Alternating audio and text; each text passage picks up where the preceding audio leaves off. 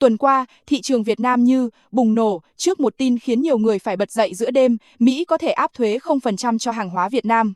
Nghe qua tưởng như phép màu, nhưng liệu có phải tất cả hàng Việt đều được miễn thuế? Hay chỉ một số nhóm hàng đặc biệt đang được Washington chọn lọc kỹ lưỡng? Bởi đằng sau con số không tưởng chừng hoàn hảo ấy là một bản hiệp định đối ứng công bằng và cân bằng, nơi mỗi phần trăm thuế đều ẩn chứa toan tính chiến lược. Hôm nay, chúng ta sẽ cùng bóc tách những điều chưa từng được nói rõ, vì sao Việt Nam được Mỹ xếp vào nhóm đối tác đồng hướng. Thuế đối ứng 0% thật sự nghĩa là gì? Và 4 ngành hàng nào đang âm thầm bước vào danh sách ưu đãi chiến lược của Mỹ? Hãy ở lại đến cuối video, vì câu chuyện này sẽ thay đổi cách bạn nhìn về thương mại Việt-Mỹ. Sau nhiều tháng đàm phán kín giữa hai chính phủ, bản khung hiệp định thương mại, đối ứng công bằng và cân bằng Việt-Mỹ đã chính thức lộ diện, kéo theo hàng loạt phản ứng dây chuyền từ thị trường chứng khoán đến giới xuất nhập khẩu. Ở bề nổi, con số ấn tượng nhất khiến công chúng quan tâm chính là thuế 0%, mức thuế mà nhiều người tin rằng sẽ mở ra một kỷ nguyên xuất khẩu vàng cho hàng hóa Việt Nam vào thị trường Hoa Kỳ. Nhưng đằng sau niềm hân hoan đó là một cơ chế cực kỳ tinh vi và có chọn lọc, không phải tất cả hàng Việt đều được hưởng mức thuế này, và cũng không phải Việt Nam bỗng nhiên được ưu ái. Bản chất thật của hiệp định là một sự cân bằng quyền lợi, nơi mỗi bên mở cửa có điều kiện và ràng buộc đối ứng cụ thể. Trong khung hiệp định mới, Mỹ đặt ra một mức trần thuế đối ứng 20% đối với hàng hóa có xuất xứ Việt Nam, nghĩa là dù trong kịch bản xấu nhất, mức thuế áp lên hàng Việt cũng không vượt quá con số đó. Song song với trần 20%, Mỹ cũng thiết lập một sàn, mức thấp nhất có thể giảm về 0% cho một số mặt hàng đặc biệt. Chính khoảng dao động giữa trần và sàn này mới là vũ đài chiến lược mà doanh nghiệp Việt phải bước vào. Ở trung tâm của cơ chế thuế mới là phụ lục số 3 của sắc lệnh 14.346, mang tên PTRRP Potential Tariff Adjustment for Aligned Partners, tạm dịch là cơ chế điều chỉnh thuế tiềm năng cho các đối tác đồng hướng. Hai cụm từ then chốt định hình toàn bộ cuộc chơi, potential, tức là có khả năng, và aligned partner, tức là đối tác cùng hướng. Potential có nghĩa là không phải hàng hóa Việt đương nhiên được hưởng thuế 0%, mà chỉ khi thỏa mãn các điều kiện cụ thể về nguồn gốc, minh bạch chuỗi cung ứng, và tính chiến lược trong cấu trúc thương mại của Mỹ, thì mới được xét giảm. Còn Aligned Partner ám chỉ những quốc gia được Mỹ coi là có định hướng tương đồng, hợp tác chặt chẽ trong thương mại và an ninh chuỗi cung ứng.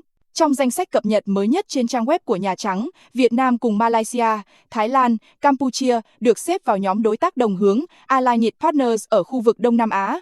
Đây là một bước chuyển rất đáng chú ý, bởi trước đó, chỉ có Liên minh châu Âu và Úc được xếp vào nhóm đồng minh hoặc Aligned theo khung hiệp định.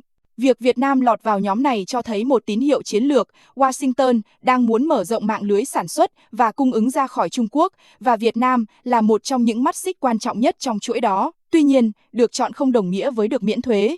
Sàn thuế 0% chỉ mở cho những mặt hàng Mỹ không thể tự sản xuất hoặc không đủ nguồn cung nội địa. Nói cách khác, thuế 0% là công cụ để Mỹ bù đắp thiếu hụt, chứ không phải thưởng cho đối tác.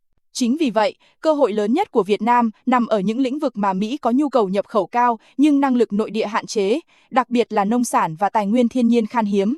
Trong sắc lệnh 14.346, phụ lục 3 được thiết kế như một danh sách mở gồm 4 nhóm ngành chiến lược.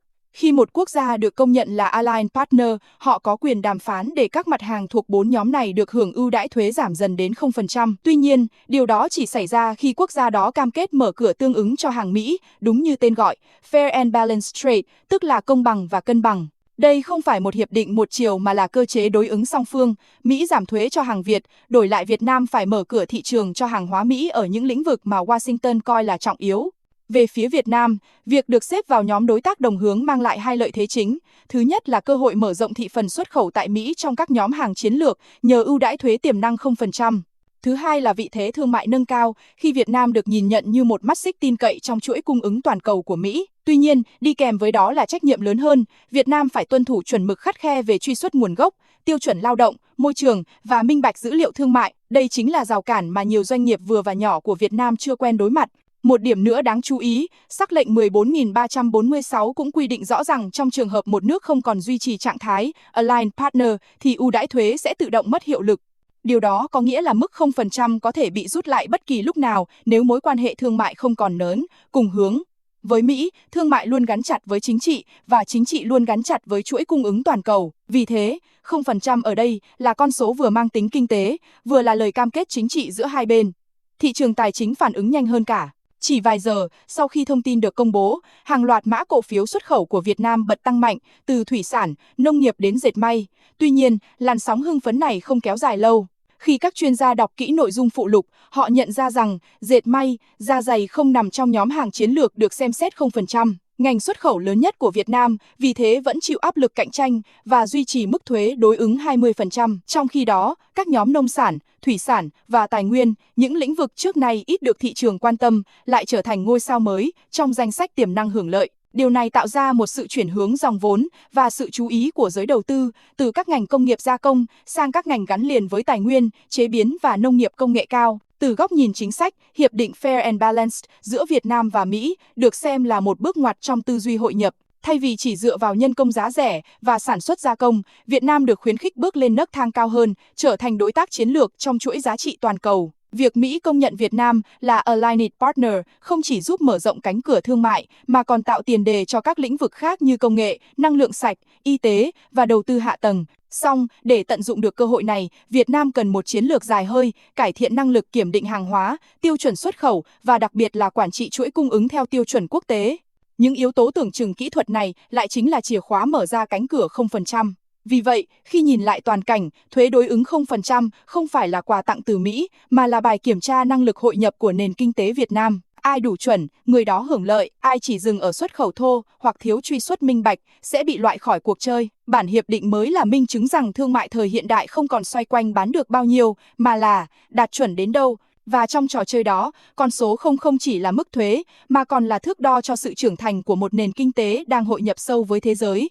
Khi nhắc đến thuế đối ứng 0%, phần lớn nhà đầu tư chỉ nghe đến con số, nhưng rất ít người hiểu rằng đằng sau nó là cả một cấu trúc phức tạp mang tên phụ lục số 3 trong sắc lệnh 14.346. Phụ lục này không phải một danh sách cố định, mà là một khung chiến lược mô tả những lĩnh vực mà Mỹ sẵn sàng mở cửa ưu đãi thuế với các quốc gia được xếp vào nhóm đối tác đồng hướng.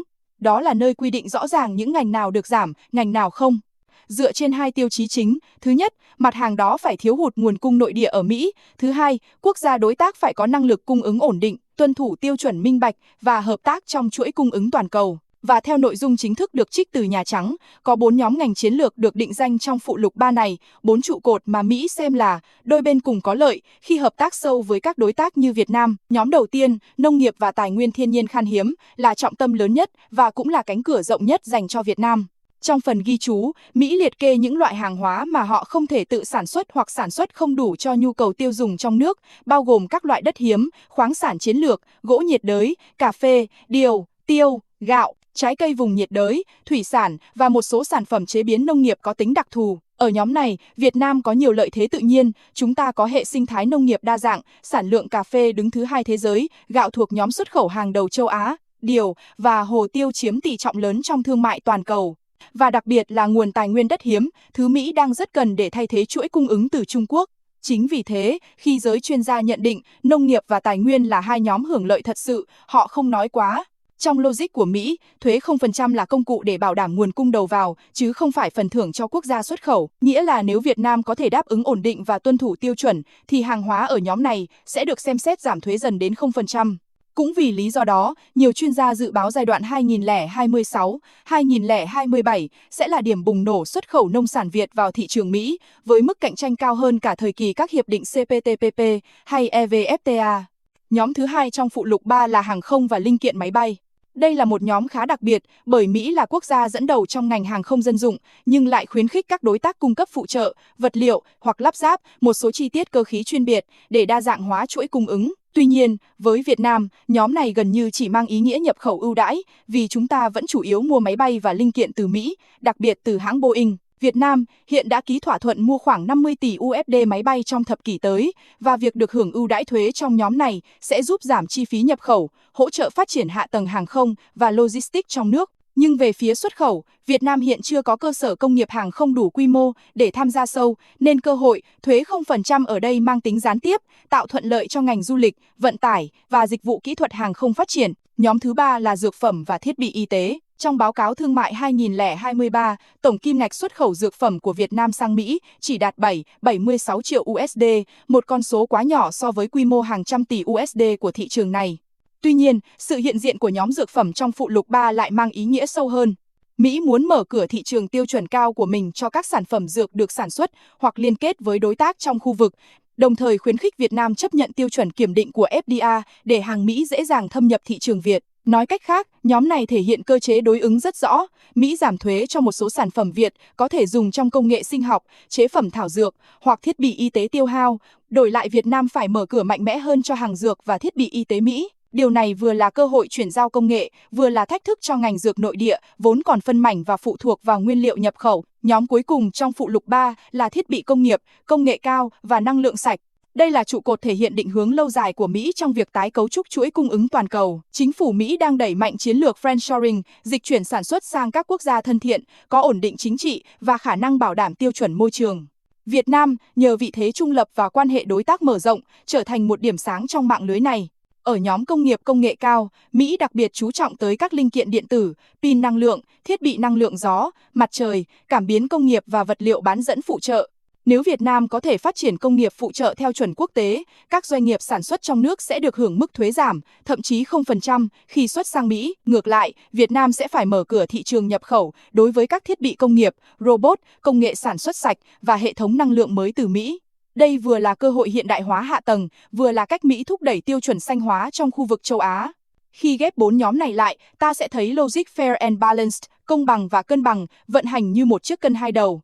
Một đầu là những ưu đãi có điều kiện mà Mỹ dành cho hàng hóa Việt, đầu kia là cam kết mở cửa mà Việt Nam phải thực hiện cho hàng Mỹ. Nếu Việt Nam xuất khẩu được cà phê, gạo, hạt điều hay đất hiếm với thuế 0%, thì Mỹ cũng sẽ đưa ô tô, dược phẩm, thiết bị y tế và công nghệ cao vào thị trường Việt Nam với mức thuế giảm tương ứng.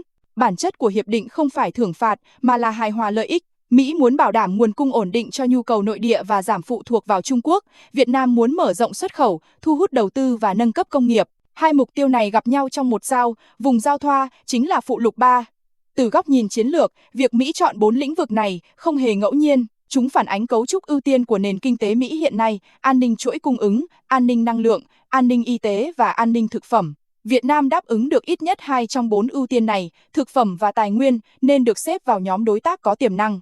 Điều đó cũng lý giải vì sao các quốc gia khác như Malaysia hay Thái Lan, dù có kim ngạch lớn hơn vẫn chỉ được hưởng mức ưu đãi hạn chế, họ không sở hữu nguồn tài nguyên khan hiếm như Việt Nam. Tuy nhiên, cũng cần nhìn nhận một cách thực tế rằng 0% chỉ là một khung trần tiềm năng, không phải cam kết ngay lập tức. Để bước từ khả năng thành hiện thực, Việt Nam phải trải qua giai đoạn đánh giá kỹ thuật, xây dựng cơ chế giám sát chất lượng và ký kết các phụ lục song phương chi tiết cho từng ngành. Quá trình này có thể kéo dài hàng năm và đòi hỏi sự phối hợp giữa các bộ ngành, hiệp hội doanh nghiệp và các tập đoàn xuất khẩu chủ lực.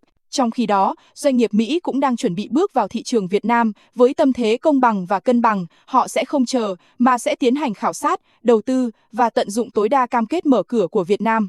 Vì vậy, phụ lục 3 không chỉ là một danh sách ưu đãi, mà là bản đồ thương mại tương lai, nơi mỗi ngành phải tự định vị mình. Nông nghiệp có thể bứt phá, tài nguyên có thể trở thành điểm tựa chiến lược, nhưng dệt may và da giày, những ngành từng mang về hàng chục tỷ USD, giờ buộc phải tìm cách tái cấu trúc để không bị bỏ lại phía sau. Bởi trong thế giới của Fair and Balanced Trade, không ai được hưởng lợi mãi nếu không thích ứng. Phụ lục 3 đã vẽ ra khung cơ hội, phần còn lại là câu chuyện năng lực và tầm nhìn của chính doanh nghiệp Việt Nam.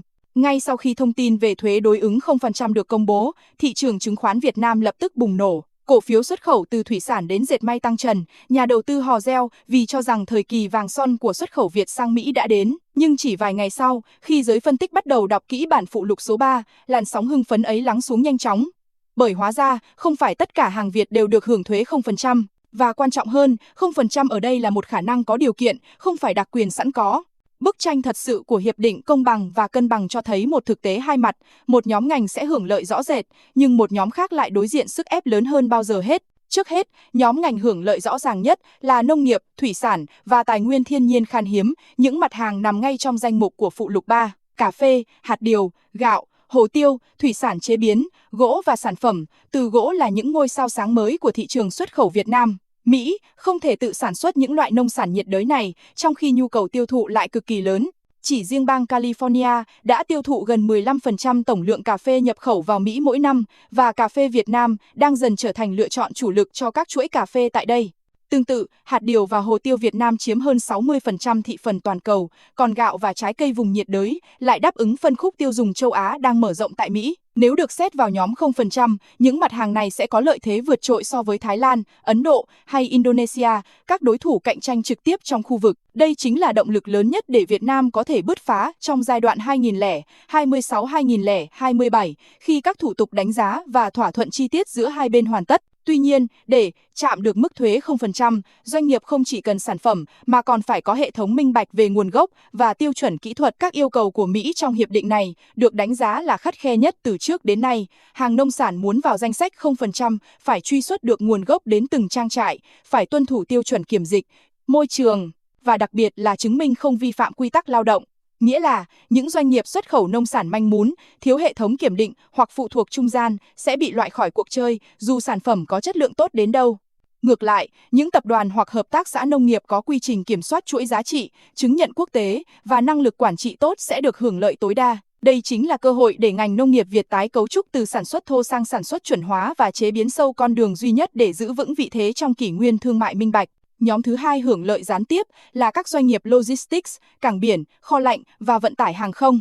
Khi hàng nông sản và thủy sản được mở rộng xuất khẩu, nhu cầu vận chuyển, lưu trữ, kiểm định sẽ tăng mạnh. Đây là cơ hội cho các doanh nghiệp dịch vụ logistics Việt Nam mở rộng quy mô, thu hút đầu tư từ Mỹ và tham gia vào mạng lưới chuỗi cung ứng khu vực. Việc Mỹ giảm thuế nhập khẩu cũng đồng nghĩa chi phí logistics hai chiều sẽ giảm, tạo lợi thế cạnh tranh cho các công ty vận tải và giao nhận. Tuy nhiên, song song với nhóm được hưởng lợi, cũng có những ngành phải đối mặt với thách thức nặng nề. Đó là dệt may, da giày, điện tử gia công, những lĩnh vực chiếm hơn 40% kim ngạch xuất khẩu của Việt Nam nhưng lại không nằm trong danh mục ưu đãi.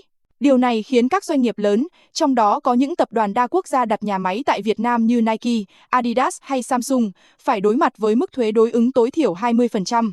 Với mức thuế này, lợi thế chi phí lao động thấp của Việt Nam sẽ bị bào mòn nhanh chóng, đặc biệt khi Bangladesh, Ấn Độ và Mexico có hiệp định thuế song phương ưu đãi hơn. Thực tế, nhiều chuyên gia lo ngại nếu không có giải pháp tái cấu trúc chuỗi sản xuất, Việt Nam có thể mất dần vị thế trung tâm gia công trong 5 năm tới.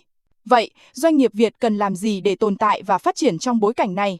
Thứ nhất, phải chuyển từ gia công sang tự chủ. Các doanh nghiệp dệt may, da giày cần đầu tư vào khâu nguyên liệu, thiết kế, thương hiệu để có thể định giá cao hơn và giảm phụ thuộc vào ưu đãi thuế. Khi hàng hóa mang thương hiệu Việt Nam, có hàm lượng sáng tạo và tiêu chuẩn rõ ràng, khả năng đàm phán thuế sẽ cao hơn nhiều so với hàng gia công.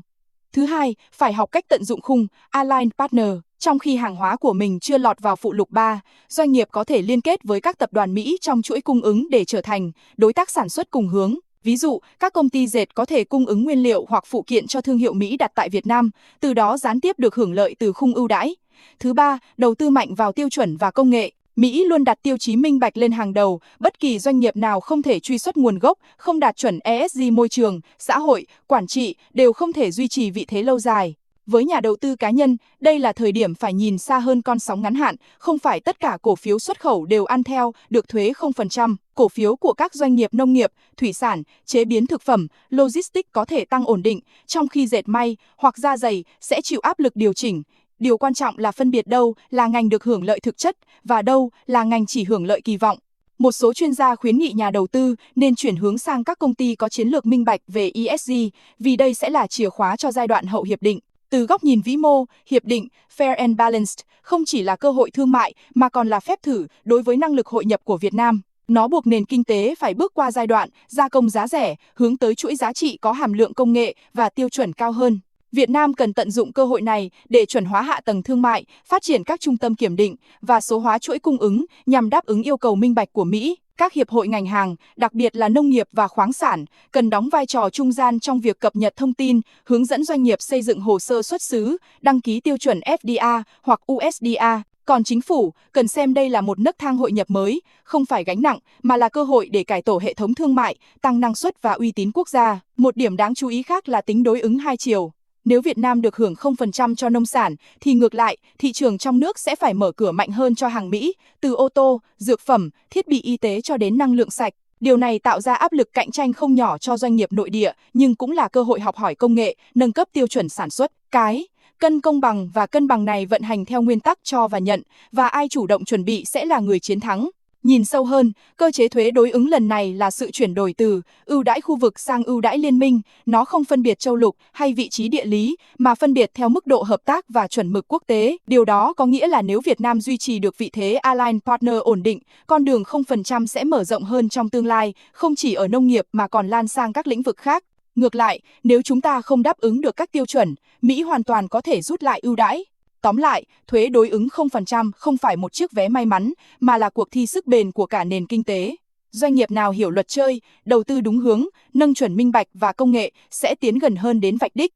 Doanh nghiệp nào chỉ chạy theo sóng ngắn hạn hoặc ảo tưởng rằng 0% là mặc định sẽ bị bỏ lại phía sau. Hiệp định thương mại mới không hứa hẹn thành công cho tất cả, nhưng trao cơ hội cho những ai biết chuyển mình đúng lúc. Và chính trong sự sàng lọc ấy, vị thế thật của kinh tế Việt Nam trên bàn cờ thương mại toàn cầu sẽ được xác lập rõ ràng hơn bao giờ hết.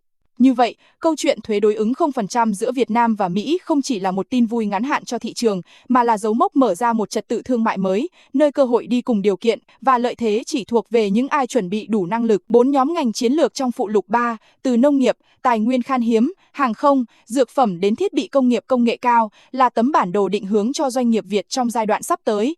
Nhưng 0% không phải phép màu, nó là mức thưởng dành cho chuẩn mực, minh bạch và sự đồng hành dài hạn.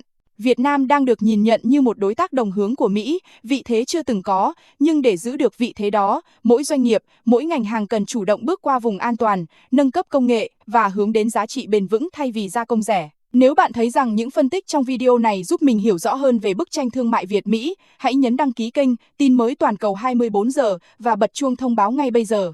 Tại đây, chúng tôi không chỉ mang đến tin tức nóng hổi, mà còn là góc nhìn chuyên sâu, trung thực và dễ hiểu về kinh tế, tài chính và xu hướng toàn cầu, để mỗi khán giả không chỉ biết chuyện gì đang xảy ra, mà còn hiểu vì sao nó lại quan trọng với tương lai của chính bạn. Hẹn gặp lại bạn trong những video tiếp theo, nơi mỗi dòng tin đều được giải mã bằng tư duy toàn cầu và góc nhìn Việt Nam.